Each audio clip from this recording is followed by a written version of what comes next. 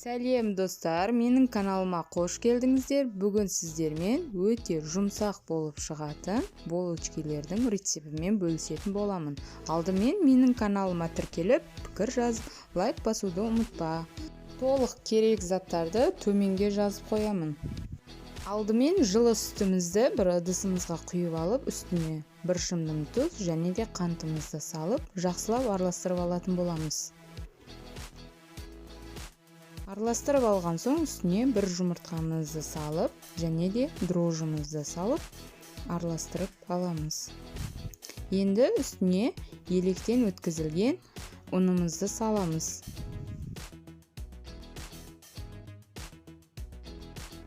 Жақсылап араластырып, қамыр илеп шығамыз.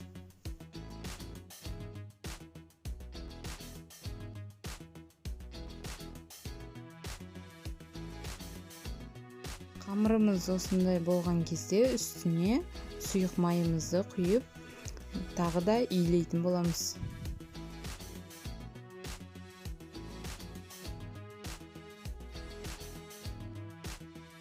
Орташа қамыр илейтін боламыз, қатты да жұмсақ та болып кетпеу қажет. Енді бұны 2 сағатқа жылы жерге орап қоятын боламыз.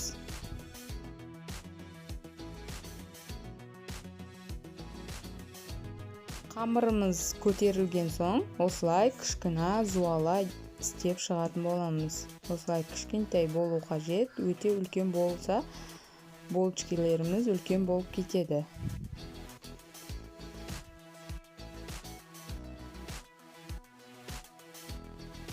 Барлығын осылай жуала етіп болған соң, үстін жауып, тағы да жарты сағатқа қойып қоямыз. Жарты сағаттан соң алып, осылай видеодағыдай жайып шығамыз. Жайып болған соң, бір шетіне мен осылай варенка қостым. Өздеріңіздің қалауларыңыз бойынша, егер варене, тағы да басқа нәрселер қосам десеңіздер де болады. Осылай қатты мықтап жауып, осылай кесіп, қайырып жауып шығатын боламыз.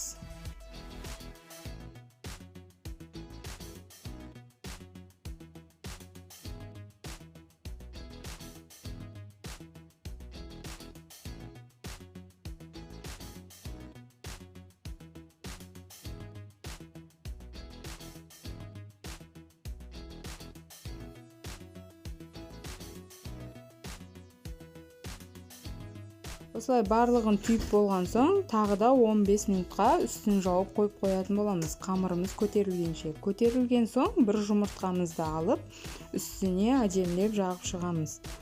Мен бұны духовкада 200 градуста жарты сағатта пісіп шықты. Міне, өте дәмді, өте жұмсақ болып шығады. Сіздер де дайындап көріңіздер. Егер осы рецепт ұнаған болса, маған тіркеліп лайк басуды ұмытпаңыздар. Сау болыңыздар.